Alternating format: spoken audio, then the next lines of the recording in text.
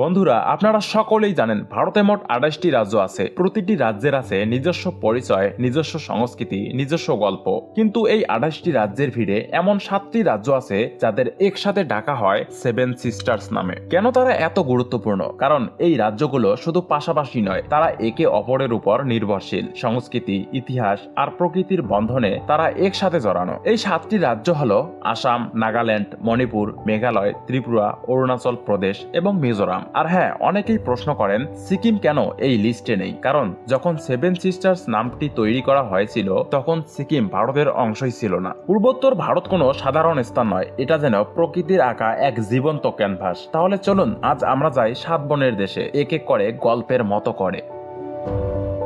কল্পনা করুন, ভোরের আলো হালকাভাবে ফুটতে শুরু করেছে, চারপাশে কুয়াশা, চা পাতায় জমে থাকা শিশিরে সূর্যের আলো ঝিলমিল করছে। কি অপরূপ সৌন্দর্য, তাই না? এটাই হলো আসাম। আসাম হলো উত্তর পূর্ব ভারতের প্রবেশদ্বার। কারণ ভারতের মূল ভূখণ্ড থেকে এই পাহাড়ি জগতে ঢুকতে হলে প্রথম পা রাখতে হয় আসামেই। ১৯৫০ সালের ২৬ জানুয়ারি সেদিন আসাম পায় পূর্ণ রাজ্যের মর্যাদা। কিন্তু আসামের ইতিহাস এই তারিখের অনেক আগেই শুরু। এই রাজ্যের বুক ছিঁড়ে বয়ে চলেছে বিশাল ব্রহ্মপুত্র নদী। এটা শুধু নদী নয়, এটা আসামের জীবন। নদীর দুই তীরে গ্রাম, শহর, মাঠ, মানুষ সবকিছু যেন এই নদীর ছন্দে বেঁচে আছে। এখানেই আছে পৃথিবীর সবচেয়ে বড় নদী বিভক্ত দ্বীপ মাজুলি। এখানকার সময় যেন ধীরে চলে, মাটির মুখোশ, সত্রের গান আর এক শান্ত জীবন যা আজকের ব্যস্ত পৃথিবীতে নেই বললেই চলে। আসাম মানেই দূর দূরান্ত পর্যন্ত ছড়িয়ে থাকা সবুজ চা বাগান, আঁকাবাঁকা রাস্তা।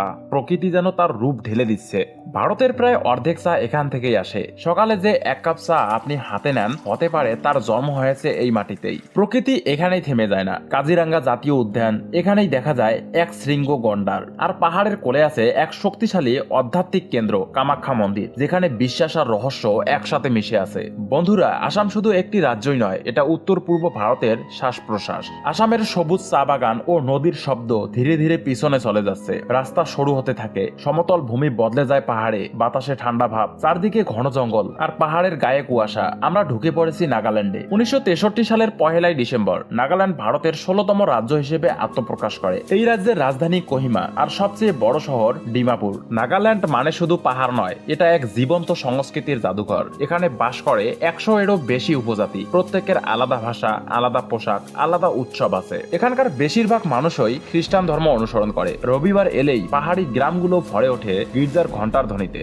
নাগাল্যান্ডের নাম শুনলেই চোখের সামনে ভেসে ওঠে ভুট জলকিয়া। না, এটা কোনো এলাকার নাম নয়, এটি আমাদের নিত্য প্রয়োজনীয় খাবারের একটি বিশেষ উপাদান, মরিচ। আর এই মরিচের ঝাল এতটাই তীব্র যে শুধু ঝালের জন্যই গিনেস বুক অফ ওয়ার্ল্ড রেকর্ডসে জায়গা পেয়েছে। ডিসেম্বর মাস এলেই নাগাল্যান্ড রঙিন হয়ে ওঠে, কারণ শুরু হয় হর্নবিল ফেস্টিভ্যাল। পুরো রাজ্য যেন উৎসবের ছন্দে ভরে যায়। নাগাল্যান্ড কোনো বিলাসী রাজ্য নয়, এটা সাহসী মানুষের রাজ্য, যারা পাহাড়ের মতোই শক্ত আর নিজের সংস্কৃতির মতোই গর্বিত। পাহাড়ের পথ অল্প অল্প নামতে নামতে নদীর জল আর শান্ত ঘন বন ধীরে ধীরে ফেটে নতুন ভূমি প্রকাশ করে। বাতাসে ভেজা মাটির গন্ধ, ছোট ছোট গ্রাম চোখের সামনে ধীরে ধীরে ভেসে ওঠে। এখন আমরা পৌঁছে যাচ্ছি মণিপুরে। চারপাশে পাহাড়ের ঢাল, নদের নীরব স্রোত, পাহাড়ের মাঝে এক অদ্ভুত শান্তি। মণিপুরকে বলা হয় দেশের আর্কিড বাস্কেট। এখানেই জন্ম নেয় শিরুই লিলি, বিশ্বের একমাত্র ফুল যা শুধু মণিপুরেই ফোটে। এই রাজ্যের পর্যটন স্থানগুলো হলো লোকটাক লেক, কেবুল নামজাও জাতীয় উদ্যান, বিশুপুর মন্দির, কাংলা পার্ক। মণিপুর মানেই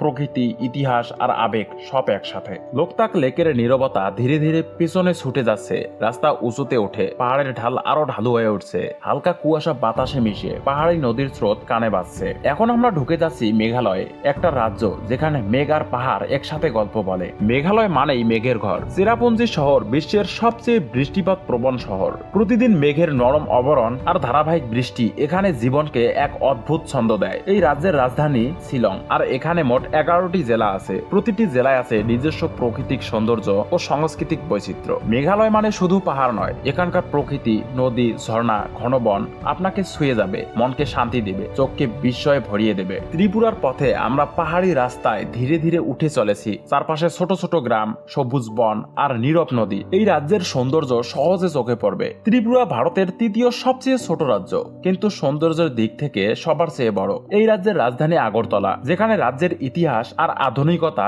একসাথে দেখা যায়। ত্রিপুরার বনগুলো ঘন, পাহাড়গুলো শান্ত আর নদীর স্রোত শীতল। এখানে আছে উদয়পুর লেক, জয়নপুর মঠ আর দেবসই গ্রাম এবং ছোট ছোট পাহাড়ি গ্রাম। প্রতিটি গ্রামের মানুষ আজও তাদের প্রাচীন সংস্কৃতি, নাচ, গান আর শিল্পকলা ধরে রেখেছে। ত্রিপুরার জনগণ মূলত বাঙালি ও বিভিন্ন উপজাতি থেকে এসেছে। এরা এখনো তাদের উৎসব, গান, নাচ আর হাতের তৈরি পোশাক সবকিছুর মধ্যে ঐতিহ্যকে বাঁচিয়ে রেখেছে। রথযাত্রা, খাসিমারি উৎসব এগুলো শুধু আনন্দ নয়, এখানকার সংস্কৃতির গল্প বলে। ত্রিপুরা নদীর তীরে ছড়িয়ে থাকা সবুজ ঘাস, পাহাড় আর ঝর্ণা মিলিয়ে এক শান্তি দেয়। এখানে এসে মনে হবে সময় যেন ধীরে ধীরে চলছে। প্রকৃতির সঙ্গে মানুষের মিলন এই রাজ্যকে করে তুলছে এক ছোট, শান্ত আর সুন্দর জায়গা, যেখানে ইতিহাস আর সংস্কৃতি একে অপরের সঙ্গে হাত ধরে হাঁটে। অরুণাচল প্রদেশ। এবার আমরা পৌঁছেছি সেভেন সিস্টার্স এর সবচেয়ে বড় বন অরুণাচল প্রদেশে। এই রাজ্য পাহাড়, নদী, বন আর সংস্কৃতির এক অসাধারণ মিলনস্থল। এখানে মোট 25টি জেলা রয়েছে। এই রাজ্যের প্রায় 80% এলাকা বনাঞ্চলে ভরপুর। এখানকার পাহাড় আর সবুজের মাঝে সময় যেন থেমে যায়। অরুণাচলের সবচেয়ে বিশেষ জিনিস হলো ভারতে প্রথম সূর্যের আলো এখানেই পড়ে। প্রতিদিন সকালে সূর্য যখন পাহাড়ের উপর ওঠে, পুরো রাজ্যকে স্বর্ণালী আলোয় ঢেকে দেয়। এভাবে অরুণাচলকে বলা হয় সেভেন সিস্টার্স এর সোনালী জুয়েল। এখানকার সবচেয়ে বড় দর্শনীয় স্থান হলো তাওয়াং মঠ।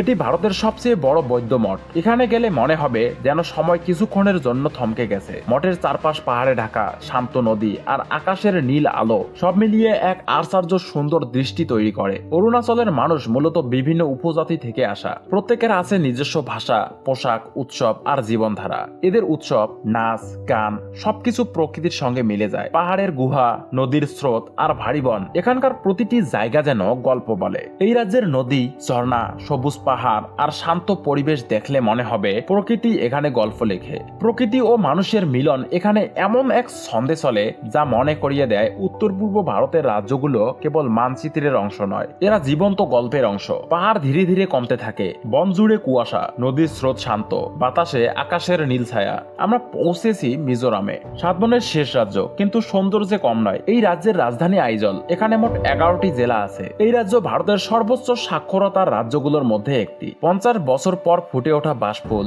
যা ইঁদুর ও মানুষের খাদ্য, কখনো কখনো দুর্ভিক্ষের কারণ হয়ে দাঁড়ায়। এ রাজ্য পরিচিত নীল পাহাড়ের জন্য।